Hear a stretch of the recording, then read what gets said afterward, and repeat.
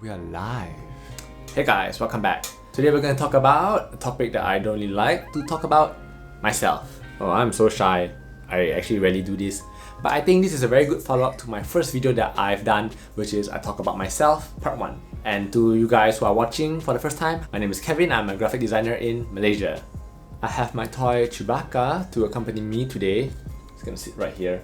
Previously, I talked about my background and about my failures and goals. This episode, I'll talk about more different aspects, starting with what kind of person am I? Not many of you know that I'm actually a Scorpio. I was born in the month of October, hence I tend to be more of the creative side. I think maybe that's why I am branching into the design field. I used to read lots of horoscope predictions in newspaper, like today's a lucky day or something like that. And then I realized they're probably reprinting and repeating the same message like 20 years ago. It's probably not even real. I also did the personality test. I got ENTJ. I got Commander, which is kind of surprising yet not surprising at the same time because I like to kind of lead whenever I'm in a group project.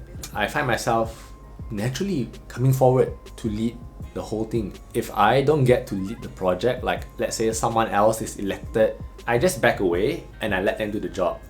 So it's either I'm the captain or I'm not. I'll just let them do the job if they're elected and I'll just follow. I tend to be quite passive aggressive. Maybe that's not obvious because you rarely see me in my real life. Sometimes when I don't like something, I try not to make it apparent to them. But I think sarcasm comes out on my tongue and it's not that good. I'm trying to stop. Assertive dominance kind of vibe, but I guess that's better than being aggressive.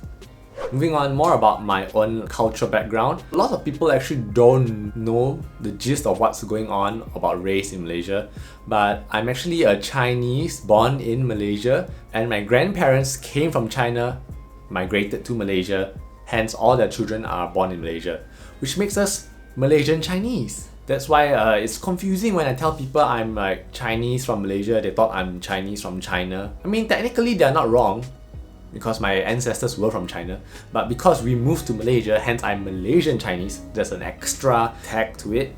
My mom's heritage is Hakka, whereas my dad is Hokkien. So together I'm a mumbo jumbo Hakka Hokkien child who doesn't even speak any of the language. So growing up, they never actually taught me much of their dialects, like what they used to speak. Hakka dialect, Hokkien dialect, useful I think if you want to be really niche. And Hakka is not that common in Malaysia compared to Cantonese. I do kind of feel regret that I didn't learn those dialects. It is a bit hard to pick up. You can Google for yourself and YouTube what does Hakka and Hokkien dialect sounds like. It's not easy. So on the inverse of that, since they never actually did much Chinese things with my family and siblings, we did lots of Western stuff. Since my mom actually studied in England when she was in university, so I guess she wanted to have some kind of similar vibe in our family. As children, we would get lots of chocolates from overseas like Australia and England, watch a lot of English movies, less traditional Chinese food, and more of like Western food like chicken chop, mashed potatoes, and we celebrate Christmas. Of course, I do celebrate Chinese New Year because it's a cultural thing. And I guess that's what made me who I am today. I think one prominent thing that is noticeable in all my videos is why I keep doing skincare videos. I think you guys must have noticed. I think it stemmed from my obsession with getting good skin. Always heard me saying I wanted those glass skin. Because when I was younger, I think in my junior high school days when I was 13 or 14, I had really bad skin, like acne, oily texture, lots of pimples on my forehead. Yeah, back in those days, very bad teenage acne. And it lasted for many long months, years, and I tried all kinds of things to make it go away. And to add on to that, my elder sister is very fond of skincare. She kind of let me try a few of her things. I think from the age it kind of grew. So now I myself am obsessed with skincare just to obtain that aesthetic that I want.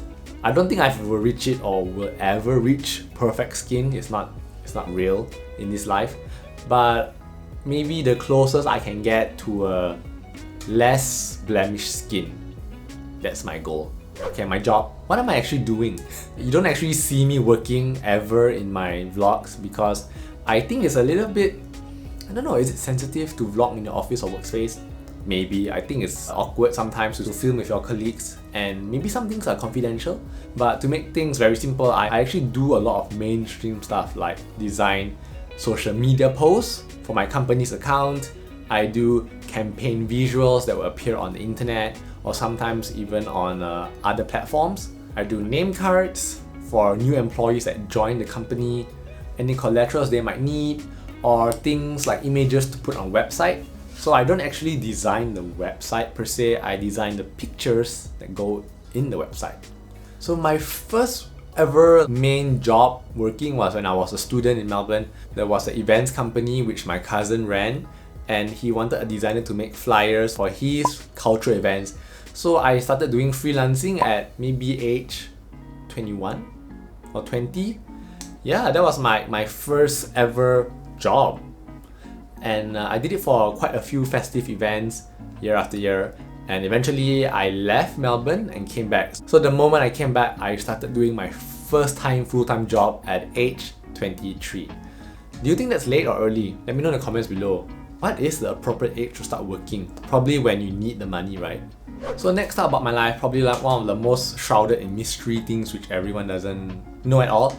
Have I ever been in a relationship? The answer is, as of now, this video, I actually am in a relationship. Prior to that, 25 years, I was not actually in a relationship. I was, I guess, single the whole time. Long period of not being attached. So actually it's my first time being in a relationship. It's very different. When you finally come out of your zone of being single to non-single, it's a huge shift, especially like now that you have someone else to care for. You have yourself first, then you have the second person. Me an awareness that previously I was such a self-concerned person, you know, when you're by yourself, all you think about is me, my time, what I want to do, what I like. And now it's kind of funny when I go for outings, I am the one bringing my plus one, and they're like, oh, do you have anyone you want to bring? I'm like, oh yes, I actually do in fact. It's really different. Like for 25 years, I never had to say I had a plus one, but now I do. I can definitely say that getting to a relationship requires a lot of work that I think no one ever tells you, especially like when you want to discuss things, you know, on how to maintain order, or how you want to keep both parties satisfied. There's so much discussion to do, and no one mentions that there's a lot of groundwork to lay. I'm pretty late, would you say, at 25? Is that late to start dating? Maybe, maybe not. So what are now my current goals in life? First and foremost, I am trying to maintain my relationship with this person as long as I can. I'm hoping, let's see how it goes. Secondly is I want to try and expand this vlog. So all you guys have been following me since the day one. It means so much to me for you guys to continue to support me, and I will try my best to give more of these kind of videos. Otherwise, like, you're just following someone that you don't even know that well. I also want to get more skilled in my job and probably become better at it, you know, get promotions. Interestingly, I'm the youngest person in my design team. I do feel like I'm treated as a younger brother, so that's kind of cool, I think. On a more social level, I would like to expand my influence, I guess. Perhaps I should join like those influencer parties, or I don't know, get endorsement or sponsors. I really no idea how to go about that. I know like a lot of people think that all these sponsor videos are very shallow. Just saying, could be very superficial. So yeah, it's like, do I want to or do I not want to? I don't know. I'm not opposed to it. I guess when the time comes, I maybe would like to try doing a sponsored video. I don't think it's a bad thing. I mean, it's a win-win for both. Or becoming a brand ambassador. Wow, that would be the dream for my favorite brands. And lastly, what is my favorite country I want to visit? As of right now, I would love to visit Russia. Russia is one of my go-to places to visit. It's surprisingly super expensive, especially from Malaysia. I think like there's not even a direct flight. Just looking at how magical, royal, and surreal it is. One of my top destinations is Winter Palace. Just look at it, it looks so beautiful. And of course, to see St. Petersburg, to see Moscow, and all of the really beautiful architecture. They're so steeped in history. To me, it has a more mystical allure than going to maybe England or France. That's just in my opinion. And that's that, talking about myself part 2. I guess I did cover a few things. I might do a third one soon. Let me know maybe what possible subjects that are appropriate for me to discuss next time. I'll see you guys next time. Bye!